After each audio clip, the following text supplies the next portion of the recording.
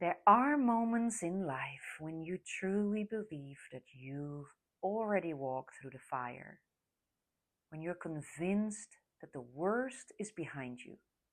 And sometimes, right when you let yourself exhale, life turns around and says, actually, there's one more chapter coming. Now, this is the story of the storms that came for me twice, the ones outside and the ones inside.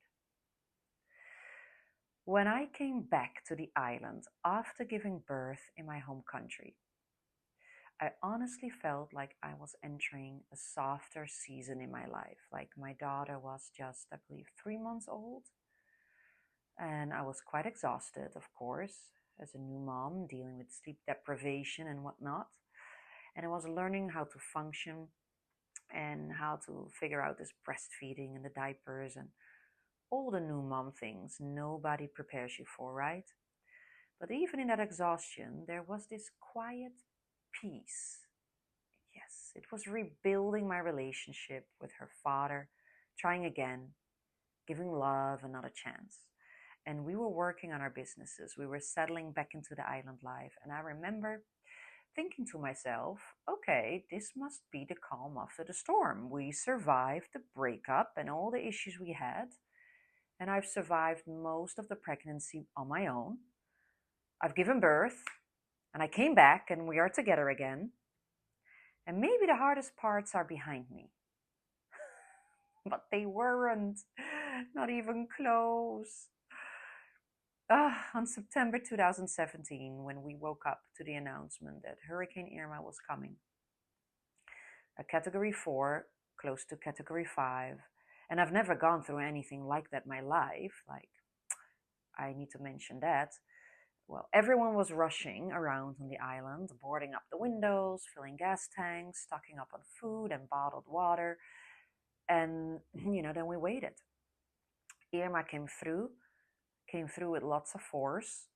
But hey, we survived it. Yes, the destruction was everywhere. Like roofs were gone, trees were ripped out from the ground, and the neighbors, like they were barely, you know, gosh, anyhow, after it passed, I remember that we were grateful we were okay and quite exhausted of the stress, but we made it. So I think I think things can calm down now. That's what I thought. But that's exactly when life hit me with something that I never saw coming.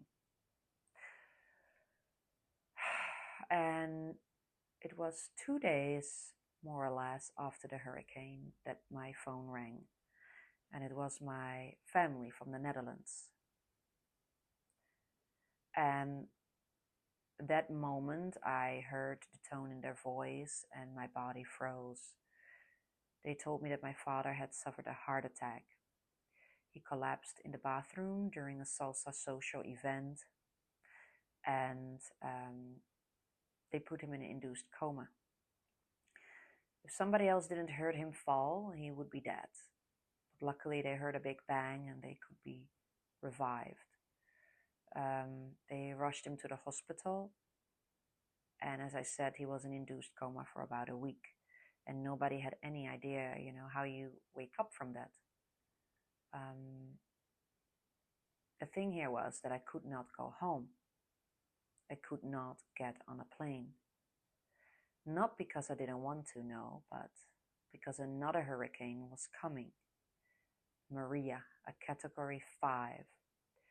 The airports were closing, flights were being cancelled left and right, and I had never felt such helplessness in my entire life.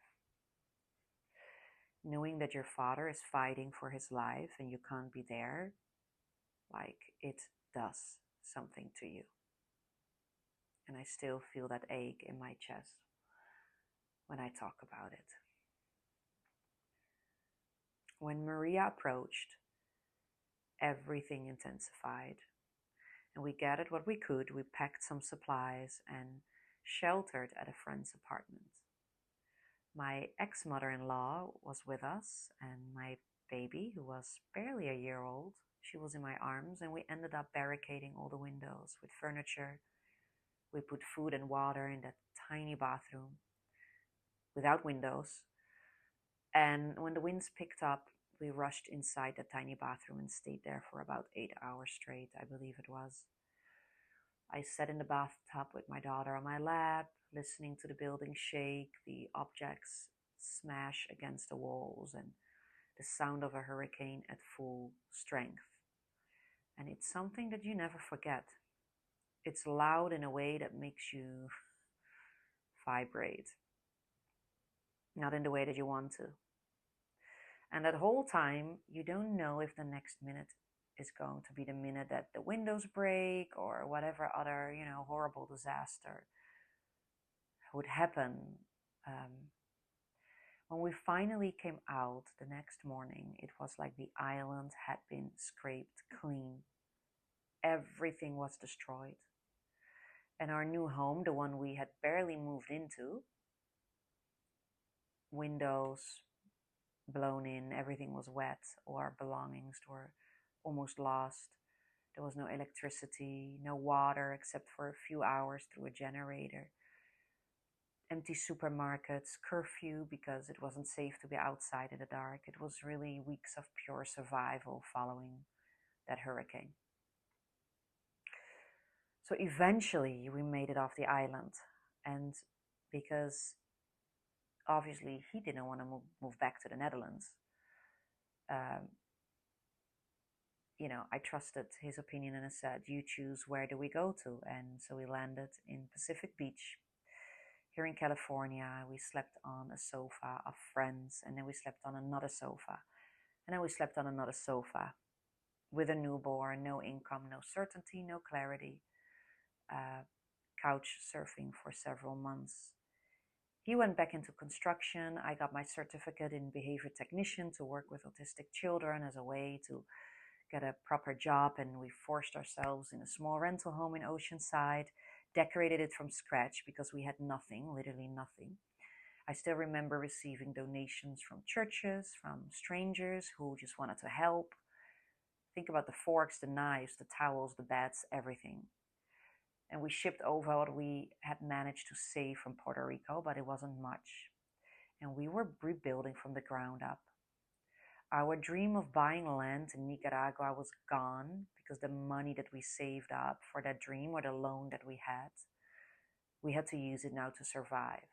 And you can imagine a relationship that already had cracks, now carrying trauma, loss, financial stress, cultural adjustment, parenting challenges, no family around. Well, it takes its toll, I can tell you. It takes its toll. And in the middle of all that chaos, I became pregnant with my son. He was welcomed deeply, lovingly, but unexpected. And we had beautiful moments. And we shared this pregnancy together, and we raised our daughter together. But I lost myself in it all, and I wasn't the mother, the woman that I knew I once was. And when you lose yourself, everything around you starts to reflect that loss. And one day, I started getting physical symptoms. Severe eczema around my eyes, and I remember around my mouth, on my chin. And I never had this before in life. For me, that was a sign. It felt like my body was saying, you are not opening your eyes to your own truth.